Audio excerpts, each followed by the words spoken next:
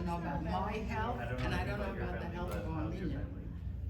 You know, that's Okay, well, good evening, everyone, and welcome to the Diocese of the Armenian Church. I wanted to say to the Consulate of Trinidad and Tobago, but that's next door. So I want to thank everyone on behalf of the organizers of this year-long reading series. You're welcome to Literary Lights, which is organized by the International Armenian Literary Alliance, IALA, the National Association for Armenian Studies and Research, NAASR, and the Krikor and Clara Zohrab Information Center. I'm Jesse Arlen, the director of the Zohrab Information Center, and it's a pleasure to welcome you to what is the second in this reading series, which is Deanna Cachoian-Schanz's recent translation of Shushan Avagyan's Kirk on Vernakir, which a book Untitled, the English translation, and I'll leave it to them to talk details about the book. But this series in general features new works of literature by Armenian authors, and there's about one book per month in 2023. And if you want to find out more about the series, you can go to armenianliterary.org, which is IALA's website, and find each book for each month and the different events, and read along with the series. So we'll have books here for sale after the event for $20. Deanna will, of course, sign the books if you ask. And we also have some other events coming up here, which I'll wait till the end to talk about. I was looking at the stacks today in Zohrab to see the Armenian original, Shushan Avagyan's book, Kirk on Vernakir. And it was really great to open the book and find, put into the cover, a letter addressed to Rachel Goshgarian, who was a former director of the Zohrab Information Center back when Deanna, like 15 years ago maybe, was an intern or working with Rachel. And so this was a letter that Shushan wrote, the author. Dear Rachel, I would like to send this copy of my novel in Armenian, Kirk on Vernakir, to the Krikor and Clara Zohrab Information Center, knowing that it will be a perfect home for it in America. Hope you are doing well, and I wish you all the best. Siro of Shushan. So that was nice, and it's fitting that now, 15 or so years later, we're here to celebrate the translation of the book at this event. And with us to be the interlocutor with Deanna is Dr. Lisa Gulesserian, who is the preceptor on Armenian at Harvard University, where she teaches Western Armenian. And at Harvard and elsewhere, she's taught courses on memory, traumatic past, ghosts, female revolutionaries, and contemporary Armenian film and literature. She's the editor of the English translation of Serpuhi Dusop's 19th century feminist novel, Maida, Echoes of Protest, which was published in 2020 with IALA Press, if that's how you say the acronym. She is currently translating Siran Seza's short stories and developing multimodal materials to teach Western Armenian. So pleased to have you both with us tonight, and looking forward to getting out of the way and hearing the discussion.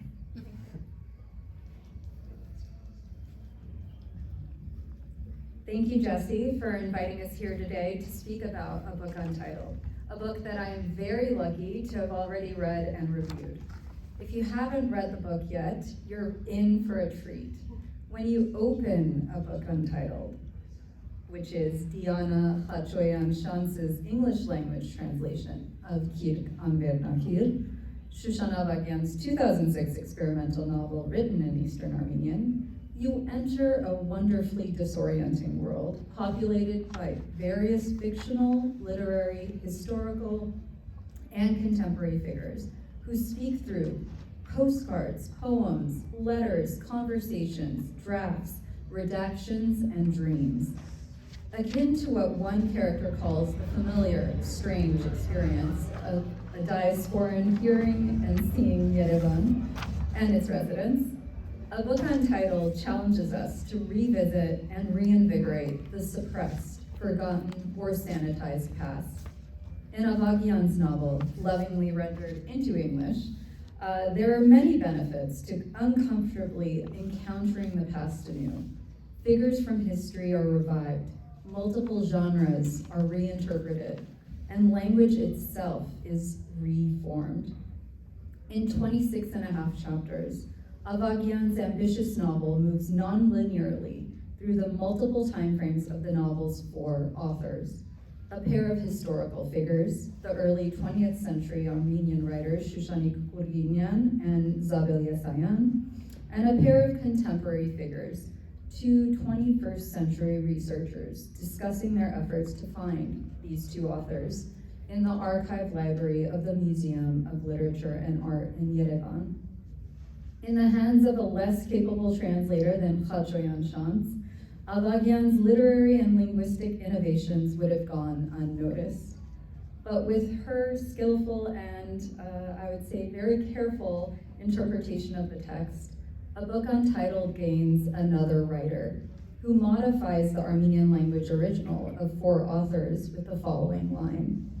The book has 4 or 5 authors who are as different as the seasons of the year.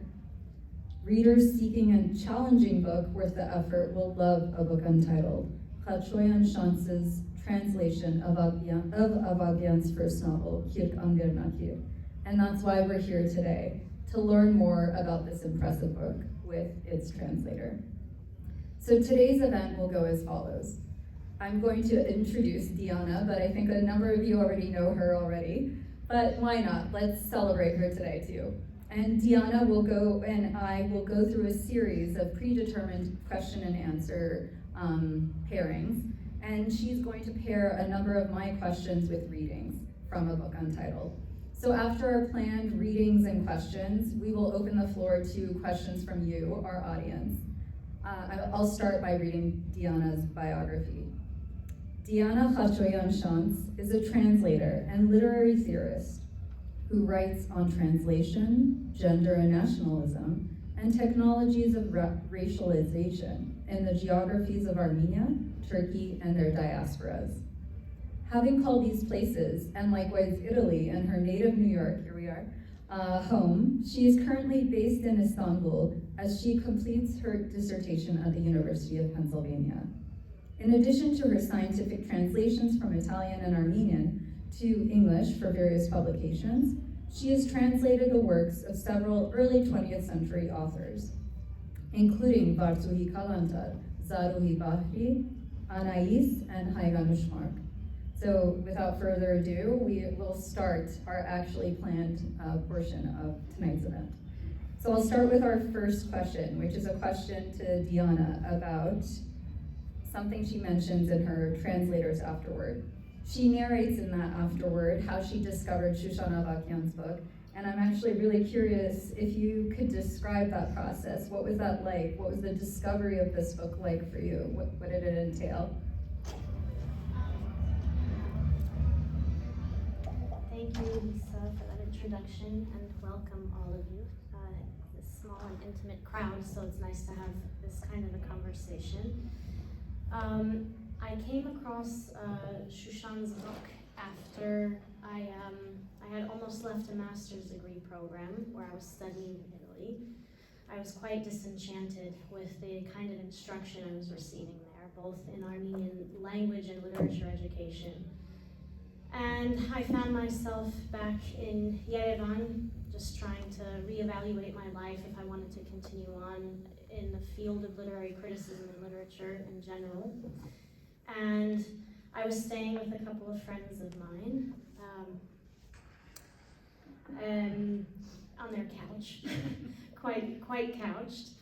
And these two friends had invited a group of other women. That evening, they were working on a book all together. And I was quite nervous actually about this meeting because I felt really, I was kind of down and out. I wasn't sure like what I had to say for myself.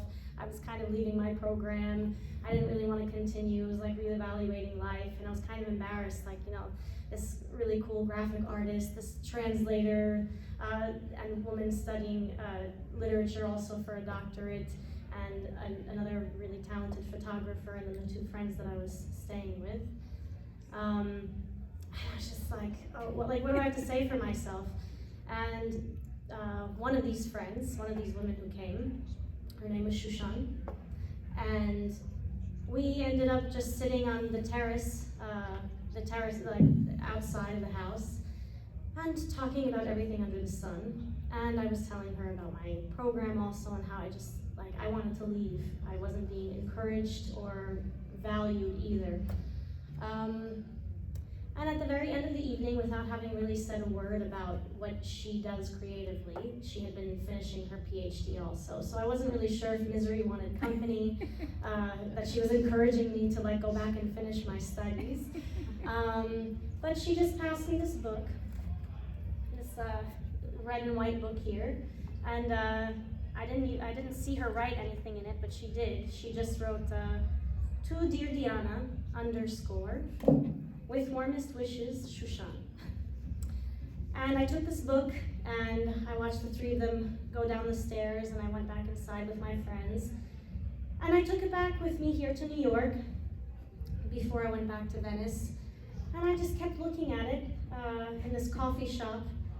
And I said, you know, this is going to be a really good way for me to keep up with my Armenian. I'm going to translate this book so it's a difficult book. And I said, I just want to know exactly every single thing it says. So I started in the Slave to the Grind coffee shop where you were this morning, or the other day, Menine. And I just started to translate this book. And and when I went back to Venice, I left my first advisor, and I was supported by the second person who ended up taking me under her wing. And she said, you know what, for your master's thesis, you can write about anything you want. Why don't you do a translation? And I said, all right, well, here it is. Anyway, and so this book has traveled with me all across the world, I guess I would say, from Yerevan back here to my native New York, and back to Venice, and then later to Istanbul, where I moved after Venice, and I finished the last lines in Istanbul. So it kind of took this circuitous route of all of the places that have been the nodes of my living experience over the course of my life. And so that's how I came to, I hope you enjoyed that story as much as I did. So I think now Deanna has a few things that she would like to read. Yeah, I thought that I would just start reading, I think, one of my favorite first chapters. So, as Lisa said, and thank you so much for giving the context of the book. So basically, Kirkan Bernagir is about imaginary encounters, and encounters that weren't able to take place in the historical past, and so what happens if we might have them take place in the fictional present. And that encounter is the encounter between two literary giants of the early 20th century, Gulesserian and Shushan Avagyan. So I'm going to read from chapter 3, which is the first encounter in the book between Shushan and Zabel. And you should know that each one is walking with a walking stick, and this encounter takes place this imagined encounter takes place in 1926. And the proposition is, what would they have talked about had they met? So this is our fictional present, if you will. And I'm going to read to you directly. So SK is Shushan Avagyan, and ZY is Zabel Yeseyan. Chapter 3. A distant sorrow in the flower garden of my soul.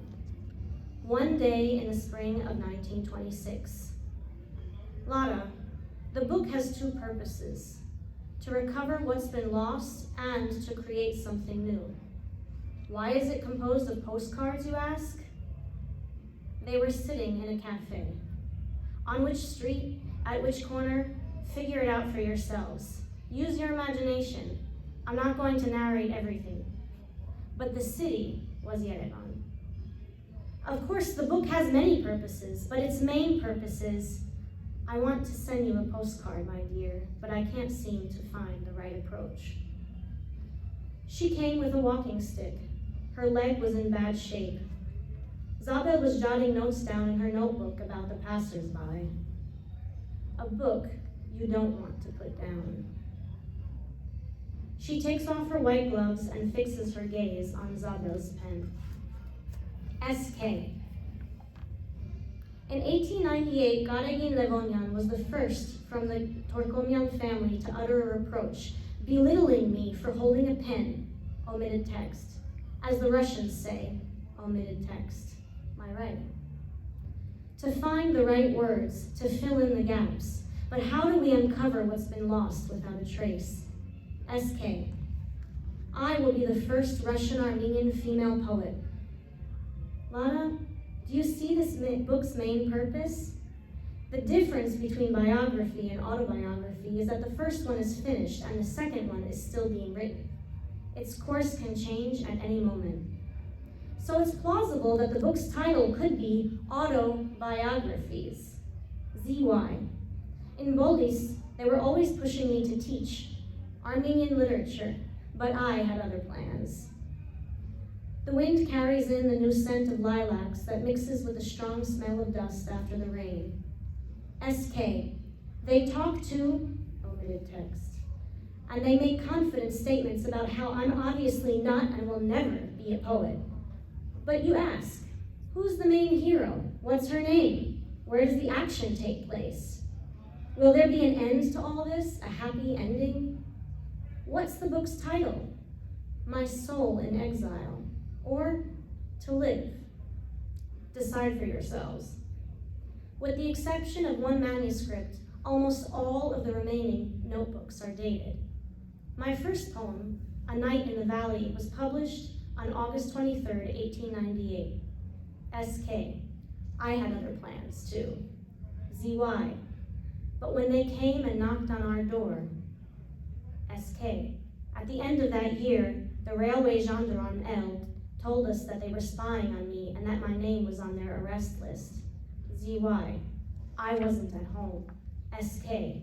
We're going to Russia. Z.Y. A few weeks later, I snuck into Bulgaria. The sea, my dear, is very calm before the storm. I'm watching the passers-by and listening to Lara. Her mother and son stayed in Bolis, and her husband and daughter took refuge in Paris. According to the science, blood and seawater share the exact same density. Hurry on, my little boat. No smile or tenderness lasts for long in this accursed sea. She had no other option. She could only write and tell about what had happened. Write to live, live to write. It's dark, my friend, and this endless path will never end. I feel so tired, my soul's sick, weak and unfeeling. Let me spread my book out beneath your buildings, let it touch your shins. Let me write about love, disentangle yourself, and disentangle me. There is one purpose, which is to deviate from the original purpose. I'll try and start again. Lara, someone once said, one doesn't love again, but loves anew.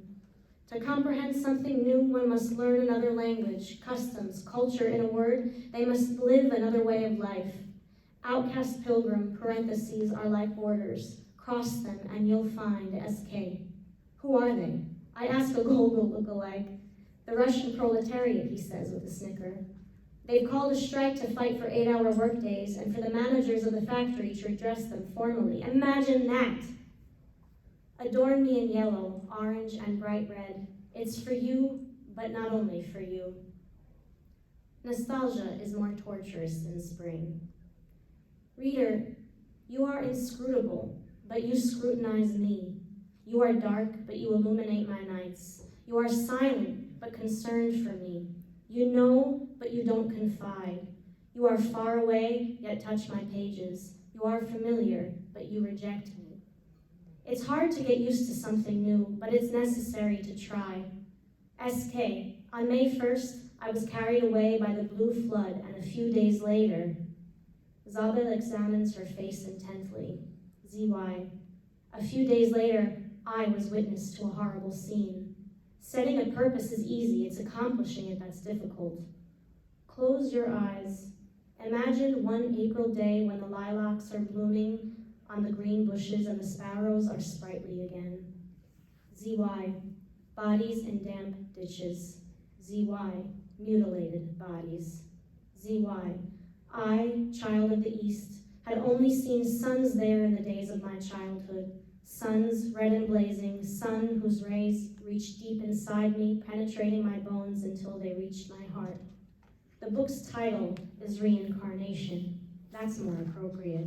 Forgive me, reader, and I'm someone who doesn't like making corrections. Don't cross it out, just write over it with a pencil. I'm drawing a newly opened pomegranate flower on this page of the book. A song for the night. My dear sister, let me kneel before your anguish, me, a constant captive of your dissolute pleasure. Let me take a bright spark from your hopes and give light to my thoughts, abandoned in the night. It was here that I read her lines for the first time. It was here that I understood the meaning of estranged heritage. It was here that I cried helplessly. Your eyes have grown dim, your pulse speaks the languages of the Arctic Ocean, the coffin holding your body shrouded with malice. Around you dance mournful beauties in black veils and braid your majestic hair with their dainty fingers. And now, at this almighty hour, how can I not be afraid? How can I not doubt that my 1,000-year-old cures have only become old from waiting in their jars? How can I not tremble in excitement to feel the weight of your hands once more on my alienated skin, grown wild and scarred from the wrath of my own nails? Tell me, how can I, my beautiful? Few understood our death. Few remember our history. Few have seen our resurrection. Read Varujan's The Red Soil now. Read Siamanto's Vision of Death now. Stand on the shores of the Euphrates and read Zartaryan's Nostalgias and Foreignness. Read them all on this moonless night. That chapter is really, it's deviant, arresting, it's so beautiful. Thank you for sharing it with us. The reader was also mentioned in that chapter, and in fact, it is a character in this book. So in your translators afterward, you say that we are archaeologists along with Avagyan as readers. Avagyan says, the goal is not to confuse the reader, but to implicate them. So who's the reader to you? Can you speak about the reader and our role? Our role as the reader, the reader in this book. Yeah, so I mean, I think, so this book is fragmented and it's not an easy read because it doesn't have, a streamlined narrative with, a beginning, middle, and end. Characters are woven in. Sometimes if you don't know who's being referred to, it's hard to follow. There are chapter guides for that.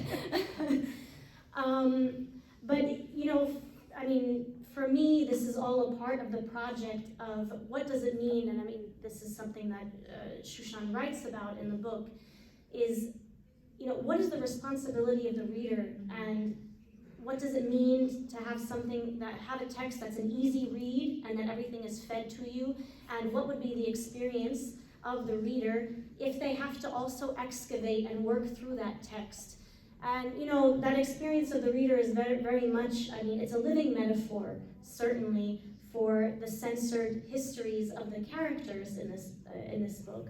So just like it takes effort to uncensor the histories of Shushan Avagyan and Zabel Yesayan, the reader also too works as an archaeologist to uncover the layers and the many layers of what's going on in the book. Do you have a reading you want to share about reading or about the reader? If so, I can pause. We can have a reading. Yeah, no, I guess just a couple of passages that refer to that. But how does one write about real events which in reality have become fairy tales? How does one write it, but not as a history text? Here, the reader might think that the book doesn't have any sort of structure or direction, that it's impossible to write a book with no heroes, that in the end it's necessary to give the book a concrete title, that the author is simply tangled in her own thoughts and doesn't know how to find her way out of the very story she's begun. The reader is mistaken. The book has the book has 4 or 5 authors who are as different as seasons of the year.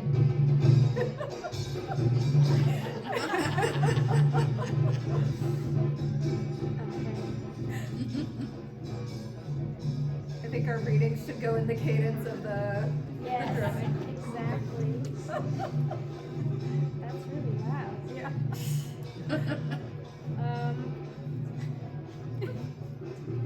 That's kind of amazing, huh? Yeah.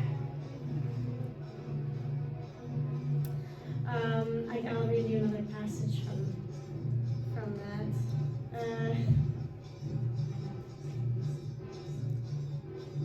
Yeah, and then also, I mean, there are lines like, the goal is not to confuse the reader anyway, but to implicate them in that discovery. So I'll leave a question at that, because that's kind of distracting. It is. Can you hear us? Okay, that's good. So maybe we can move on to our third question. If we move on to our third question, which is about philosophy of translation. So in your translators afterward, you say, "Dear reader," you also implicate the reader in some ways. You are not reading Kirk an Bernakir. You are reading a book untitled. If you want to read Kirk, learn Armenian. So I love that. You also write in there about the double D domestication of the text by your translation. So could you quickly summarize your translation philosophy for our audience? I'm also wondering if maybe you could share some of your difficult decisions that you made as a translator. What are the words that gave you a lot of difficulty, or were there passages that were particularly difficult to translate? Yeah. So I mean, every translation process certainly is very different, and translation is interpretation, right? I think what was a challenge for me was not domesticating this text, so not anglifying this text, and not necessarily taking the choice of wanting my English language reader to be able to sit very comfortably with this text, because in fact the text is written in Armenian. And so for me, it's really important that the English language reader feels that there's something a little bit strange, right? That it's not a text that completely flows in English. So the difficulties actually in making the translation were in fact in the editing process for me. So of course, I mean, Shushan and I went back and forth about what kinds of choices that we want to be making in the translation, and consulting each other. But she gave me a lot of carte blanche also in how I wanted this text to look. The difficult part, I think, for me was after having made my drafts of the translation, was to look at it then from the eyes of an editor. Because your impulse then from the eyes of the editor is to make everything flow, right? So to get rid of all of the infinitive verbs that you've used and put gerunds, because English likes gerunds better, for example. But in fact, so that was however, that impulse, that editing impulse, I had to stop. Because the text itself, when you go back to the Armenian source text, is a text that constantly is slowing the reader down. So I had to, so the Armenian text taught me a lot about how I also need to go through the process of editing this book, which was to slow down and constantly remind myself that this text needs to remain in foreignness. I love that. This de-domestication, double de-domestication, so making us feel unfamiliar, kind of bewildered. I love that feeling. My fourth question is thinking about this line that I also loved from your afterword. Indeed, even though Barthes inaugurates the post-structuralist turn with his claim that the author is dead, in most cases when translating contemporary literature, the elephant in the room is that the author is still speaking. So this is something that you tiny bit mentioned in your afterword, and I really love this idea of, you know, the author is still out there and you can consult with her, and you did. So I'm actually curious about your process of translation as a collaborative process, one that the author is also invested in and the author also had a voice in a way.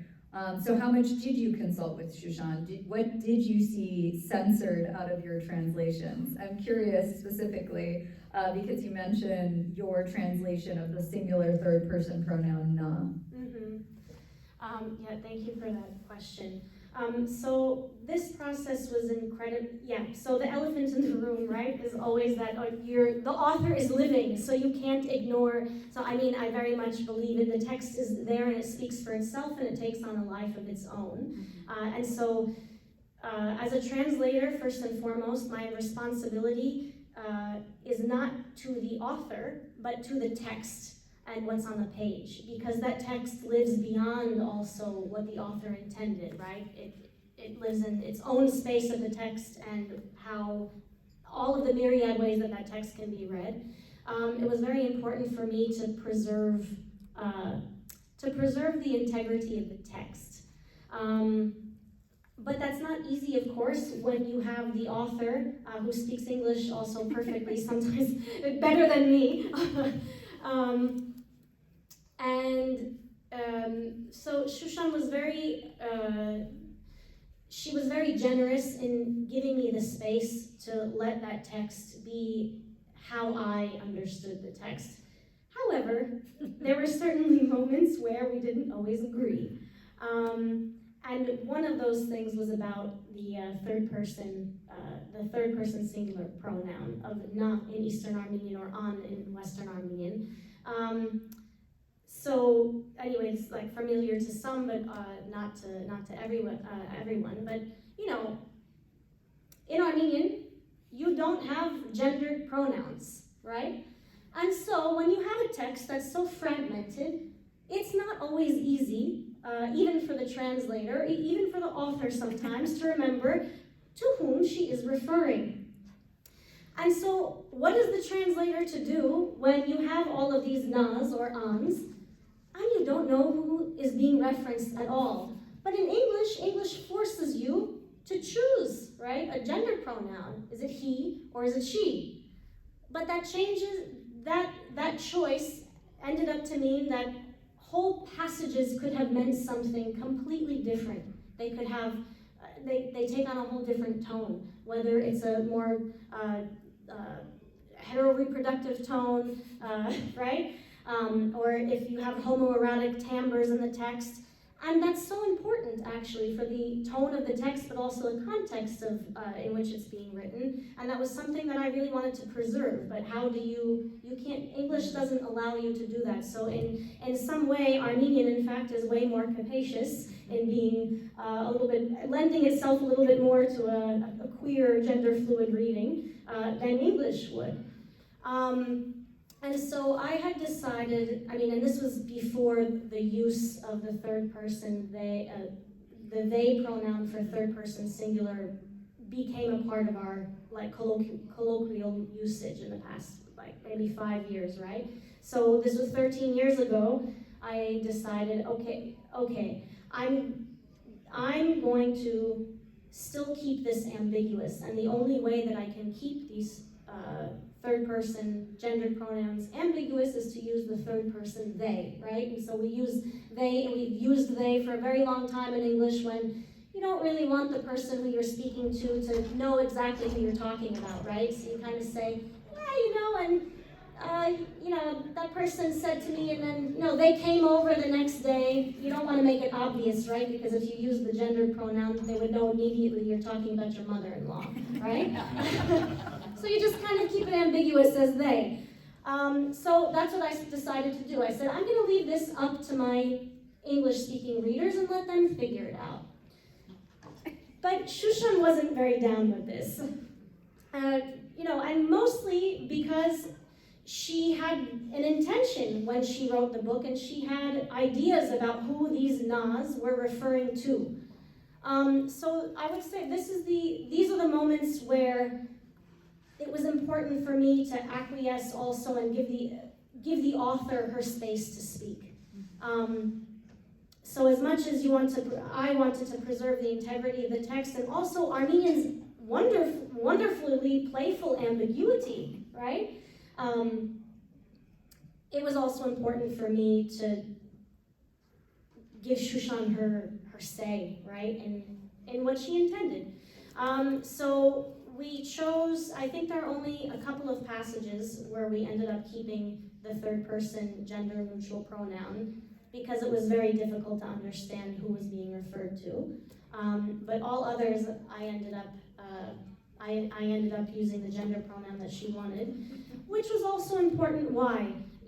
Because most of the time that third person was referring to a woman, and it was referring to she. And of course, in the grand lacuna that we have of Armenian women's presence in these histories that have been censored, another argument that can be made is it's important at all times to continue reminding that it's not the assumed masculine, it's not the assumed universal masculine, but it is the feminine. So that was the choice that we ended up coming to. In fact, that's a really good transition into my last question, which is about another thing that you mentioned in your translators afterward, which you ask, if the legacies of Khurginian and Yesayan have been disseminated instead of obscured, how might the narrative of the Armenian literary tradition in the 20th century have been different? So can you speak to this idea of recovering, recontextualizing, just redoing this world of Armenian letters to include these important women that needed to be included? Yes, and I'm glad that you asked that question, because I think for both of us, Shushan and I, coming from different places about this, there's a difference between recovery and the creation of something new. So the process of, or the act of recovery is unearthing the things that have been censored, right? To show them as they were to the world, right? I'm not interested in processes of recovery. I'm interested in processes of re-remembering. Because nothing that's ever recovered is ever recovered as it was. It's always recontextualized and brought through filters of re-remembering in our contemporary presence. Nothing can ever be recovered. Nothing can ever be refound completely, but it can be refound anew. So yeah, for me, anyway, and I think that's also something that the book talks about. So, we have the legacies and stories of these two women, these early 20th century writers, but it's not about their recovery, it's about the impossibility actually of recovery that will never be able to regain. And why? Because the Armenian literary canon has censored them, the Stalinist regime censored them, the Ottoman government censored them. And we need to be able to reconcile ourselves to the fact that there is no such thing as getting back the things that we also participated in destroying, right? And so what we're left with are the fragments and how we're going to piece them back together now to create our own stories about them in the present. And it's not just about piecing them together, but it's about how we reconcile with the fact that we've participated generationally in those kinds of erasures. So for me, it's a two-step process of this re-remembering, right? And the two-step process is piecing together the fragments, and through the action of piecing together that fragments, to realize that we've also participated in that loss and erasure and censorship. So yeah, anyway, so I'm not interested in recovery projects. I want to know what we're doing with them now and how we interact with the legacies of that erasure in the present. And what that means also for the future, frankly. I think this idea, we also are in some ways implicated. We contributed to this forgetting as a society and allowed the forgetting to happen. I think that is really powerful. You also mentioned this word, re-remembering. I think you had mentioned there was a specific passage that spoke to you about this, but there was something just very tangible. Yeah, like again, as exactly as I said here. So just imagine, Shushan writes to her friend Lada, just imagine if they'd met each other, like you and me, and the response is, someone will remember the disappeared, and while remembering, write verses dedicated to them, and while reading those verses, yet another will re-remember them. The loss of one thing will help refine the other. So it's about this process of loss, recovery, but it's never, recovery is never whole. And I think, also, this is my academic side talking, but anyway, we as Armenians do a lot of service to the constant remembering of our own traumas, right? Instead of thinking about how those traumas have affected us and what would it mean if we stopped to constantly be re-exhuming those traumas and go through a process of mourning, which means something very different. That means we grieve but understand what can be made anew in the ruins of that history, instead of constantly regurgitating our own deaths. And so That's heavy. It's right. In the sense that you're saying, what can we do with, instead of just remembering or rehashing the past, can we do something new with that? Can we make that past ours? And in fact, that's sort of the research I do. So, but I was gonna ask you, did you wanna do your last reading, or should we move into Q&A? Because I think maybe we can do a Q&A and we can... Reading. If there's a question, we can take a question, but otherwise I can go into a reading. How you prefer? Is there a burning question from the audience? Because we are now gonna shift after, if Deanna wants to do her reading, we will shift into the audience Q&A. So why don't you think about your questions while Deanna lulls us into a stupor, because that's how I feel constantly when she's reading. Okay, so I'm gonna read from chapter 24. It's called, "And They Swung from the Infamous Gallows of the Dark Prisons." After long years of wandering, being lost in foreign cities, crossing through the deserts where the sands still whisper with the murmurs of blood, I came here. I came to find a new life. I came to be revived.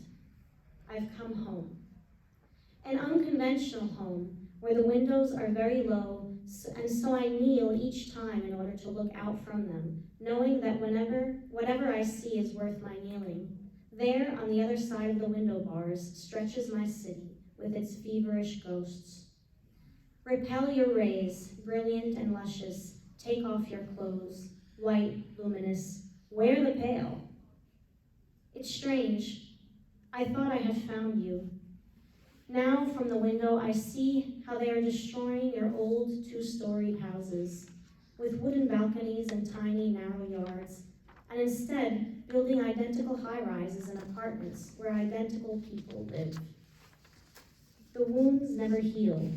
They become postcards that are written and sent to unknown addresses and melt in the hands of unfamiliar readers. You write to me, come back, in celebration of your return. But Lada, Yasan wrote letters in two different modes. First, she wrote to keep her work going. That is, she wrote for them, the interrogators. Then she wrote for herself. That is, she wrote whatever she was really thinking.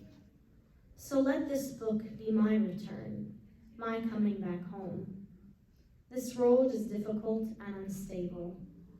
Very often I deviate and become obsessed with other ideas, which seem to be irrelevant, but without these deviations and mistakes, it's impossible to realize and assess the threads that weave life's dragon carpet. Thus, after long consideration, the second interrogator, who also thought himself a poet, had come to a very important conclusion, which was that the less other writers wrote, the more attention and praise his own books would get. The man of such glorious ideas would of course sometimes even tremble from excitement as he would begin to imagine how he'd be crowned best writer, and he'd never lose the chance to derogate and preach to other writers about their tendency to lay claim to xenophilic ideas. Only this way and no other way, he'd think. Because when interrogators ask questions, they already know the answer. The only and correct answer that they want to hear from your lips, your torn and bloody lips, bruised from the blows of rough hands. If only I knew how to stay faithful to you, my dear. Again you return, you are always on my mind. But my love turns to poison, and as soon as you approach, I slowly, flirtingly clasp your delicate neck, hanging long and tongue-tied, kiss you with my cold lips, and when you look at me, you get lost in the dark depths of my eyes, as if hypnotized, and I kiss you, and then gently sink my feigned teeth into your neck. Oh, my pain, oh, my love. When the second interrogator lived in Paris, they called him Little Russian, maybe because he was short. Datevy Kovenisyan, come and lend me your ear. The sky is cloudy. 4 minutes, 20 seconds. The Little Russian loved a woman much older than him, who in turn loved a German who was in prison for murder. The breeze, 4 minutes, 11 seconds. In literature, new ideas emerge mainly when old and familiar concepts are transferred from one form to another, when they pass from one hand to another. For example, recently I met a silversmith at the vernissage who was selling earrings that were crafted with some unique details. They were old buttons that were made in the previous century in an atelier in Zangezur. But the earrings were very beautiful and considered a novelty. In this way, ideas travel from one century to another, transforming, wearing new clothes, fashioning new hairstyles.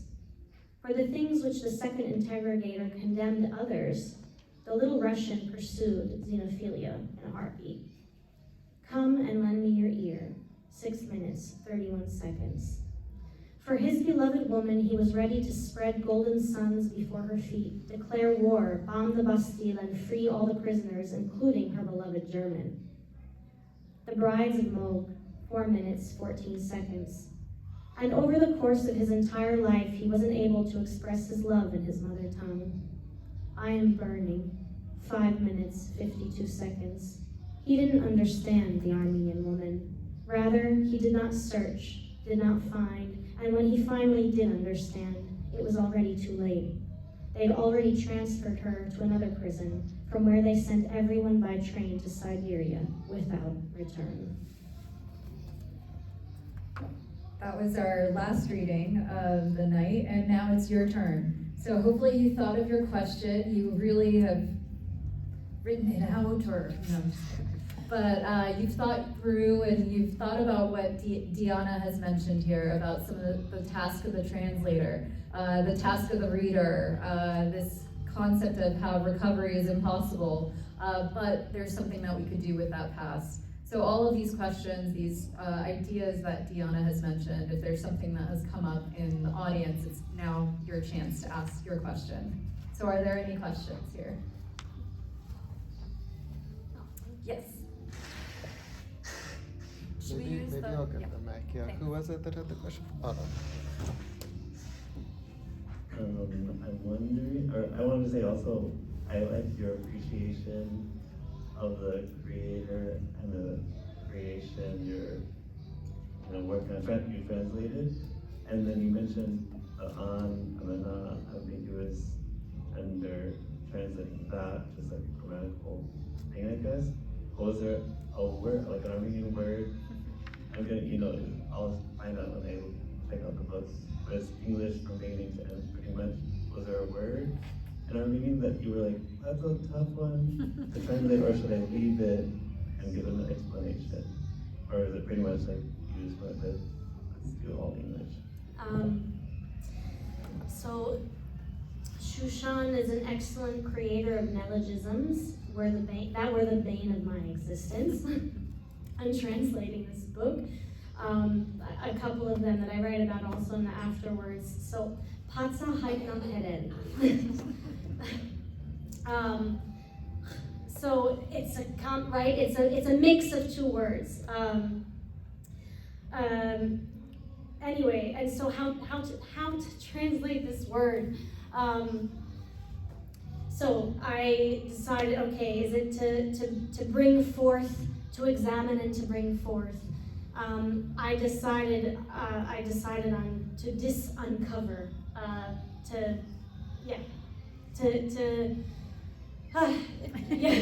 to open up and bring forth, to make known. Right, would be the encapsulated meaning there. Anyway, so I chose uncover. Another example is usuna sirel, which is a word in Armenian, right? It means to study or to examine. But how it's written is different in the book. It's how does she have it? Usuna sirel in all capital letters.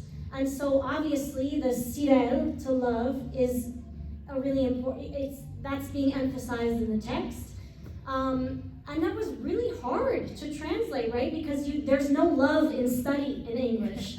That was, I think, one of the hardest things to translate, because I really wanted to keep this idea of loving and loving in study. I ended up choosing examine. So I put in capital letters mine for a couple of different reasons. So examining happens from the it's this like outward look in, and then the process of mining for knowledge, but not just the process of mining for knowledge. So going very, very, very deep into what one is studying. But then also the idea that, this is only my very choice. So it's actually this translation of Usuna Sirel is mine. Anyway, so those are a couple of them. Other questions? Yeah, I was just wondering, your experience of working with her, how did it affect you? Did it change your initial, what you read and what you thought, and along the way the process, like, okay, I was wrong here, I was right here, I was just, on this path or that path, or your own personal experience of getting to do that, did it? So I mean, I had,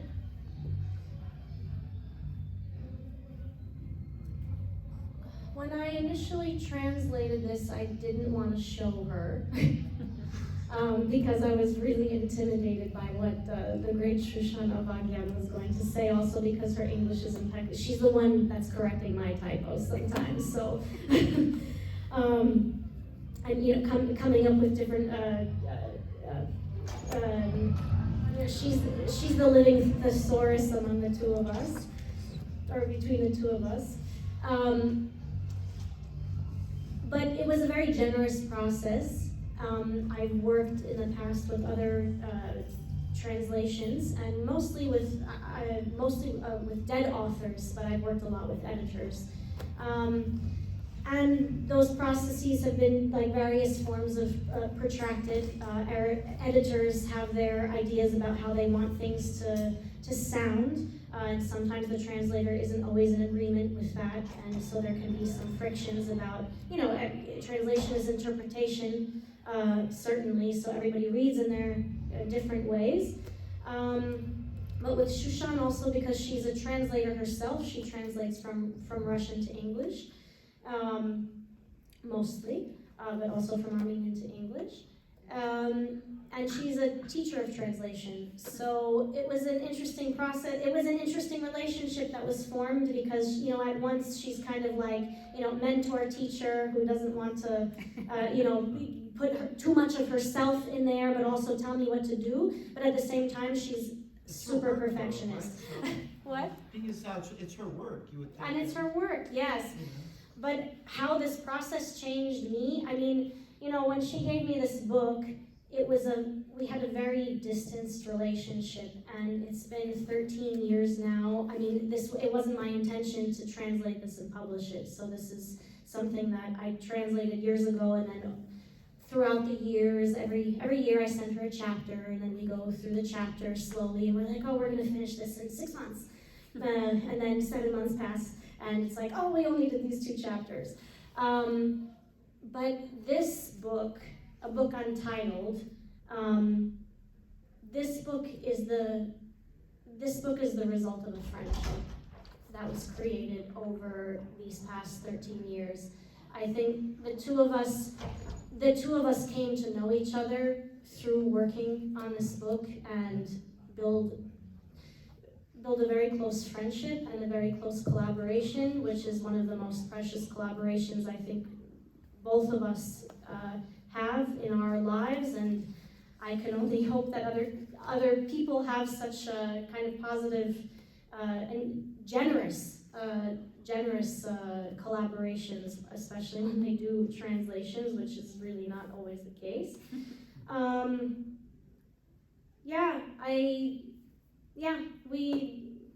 We became an intimate part of each other, I think, through this book, and Did you change the way you feel about the book as you were doing it from the first time you read it till by the time you were done? Yes, totally. In the beginning, I was like, what the hell is she talking about? Really? Because it's so fragmented, especially like someone coming from the outside. I didn't have a context of Soviet Armenia, really. And so reading this for me was a huge process in archaeology for my own self, and then for writing the chapter guides so that no one else had to go through that experience. That was a little bit of a contention. She didn't want chapter guides, but I was like, Shushan, we've got to have these, otherwise no one's going to be able to follow this. So I went from being totally alienated, feeling totally alienated, to the very end when I was going through these edits and reading to make sure that there wasn't a typo or everything was just perfect. And it was the first few times reading this in English all together, I felt as if this book was speaking my life. And because there are a lot of poetic passages that were describing the things that were also going on in my life at the time, and that Shushan and I happened to be passing together contemporaneously. And that was a kind of uncanny experience to go from feeling completely alienated and fragmented myself to feeling as though there were no other words that could speak my heart like this could. So yeah, that was uncanny, but also beautiful. Yeah, nice. Did you have a chance to read Shushan Avagyan's production work and Gulesserian in order to situate what the author is writing about them? Yes. And how much that creates the cultural environment of this book? Yeah, that's a great question. This book can't be without them, and if you're familiar with either of their works, like Shushan Avagyan's poetry or Gulesserian's prose, so this book is also, it's a translator. So Shushan wrote this as a translator's diary when she was translating the works of Shushan Avagyan. So perhaps you're familiar with her translation out of IALA Press in 2005, I believe. And so this book is the product of a translator writing her own diary about how she feels translating the work of Shushan Avagyan, and how that work is, kind of into her own. Yes, exactly. And so while she's going through that whole process of translation, she's also going through an editing process, right? There are editors that look at the translations that are being made, and editors make their edits, which a translator doesn't always agree with, and there are various extents to which that could be difficult. And so this is the product, actually, of that, the translator thinking about censorship, not just the censorship of these two authors, but also the censorship of the editors, the censorship of the literary historians. And these levels of erasure are part and parcel. I mean, they all are interconnected and intertwined. And so, I mean, Shushan also being someone who doesn't, who's pushing back against the capitalist possessive model, asks herself, and also in the novel, what does it mean actually what does plagiarizing mean, in fact, right? I mean, aren't we always, as writers and, as thinkers, taking the ideas of different people and referencing, citing all of these people, and just because, is it better to let these words die in damp boxes in the archives, or is it better to bring them out so that people can read them? And what does it mean then if I say, this poem is written by Shushan Avagyan, this line of prose is written by Zohrab?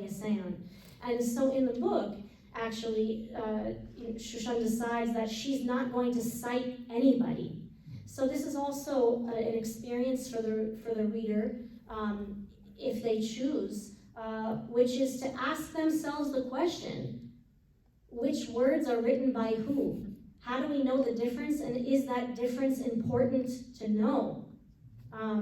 So yeah, the book can't exist without them. And again, I guess those legacies of censorship are wrapped up in the existence then of the novel itself. May I follow up? Yes. With another question?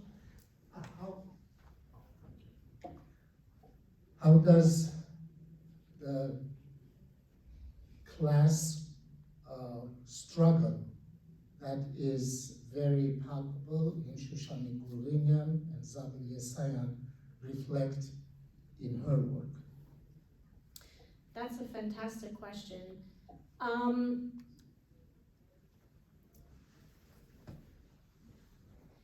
I would say that class struggle is very wrapped up in the story also of gendered struggle in this novel.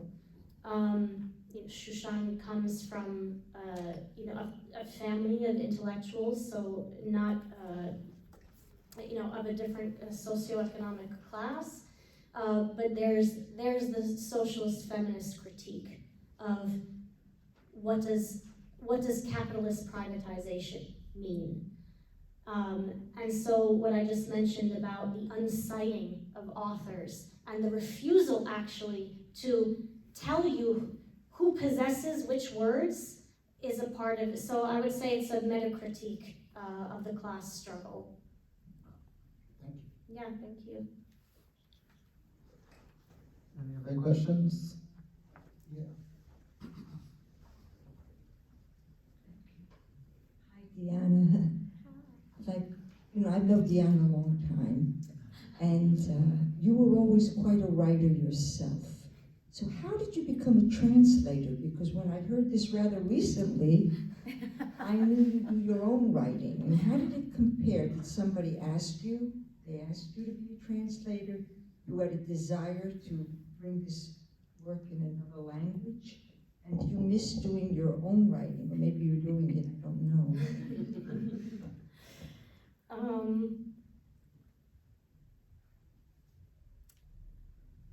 I was recently asked to write the first creative piece that I've been asked to write in a very long time, so that felt like I was able to have an outlet for my own creative writing.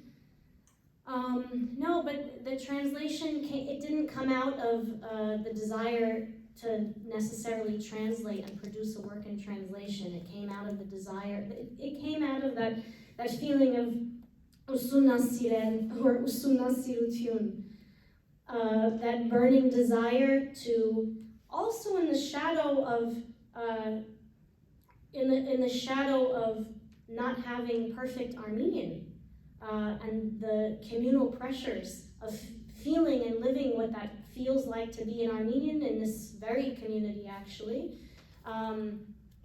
with not the perfect Armenian or the perfect recall of the big words. It was also it was a project for me that came out of my own insecurities, I think, in Armenian, which was, I need to know, like, in order to be able to know and understand every single word on this page, it's not just enough to read it and write down all of the vocabulary words that I'm missing and lacking. It's about merging my own experience as a writer, and speak this Armenian through my mother tongue.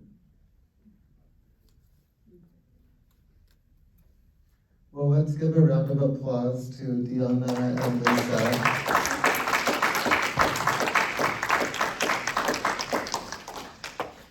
I just want to mention before we invite everyone to enjoy the reception about the next two events coming up soon. So next in the Literary Lights series will be an event at Columbia University, so just uptown a little bit.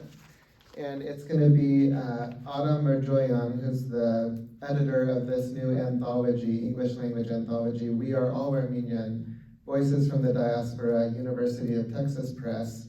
We'll be joined by volume contributors Chris Bojolian, Nancy Krikorian, Scout Tufengjian, and Hrad Martanian. So you won't want to miss that. Lola, you'll be there too, I'm sure. And then on April 13th here, April 3rd, Monday, and we have the flyers here as well.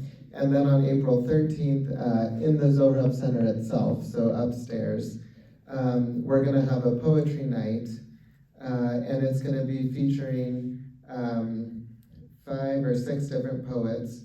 Haray Varaz, who just came out with a really interesting kind of experimental linguistic book, where there's the use of Armenian, transliteration, English, emojis. He writes his poems on Twitter and Instagram, doing really interesting things with the language.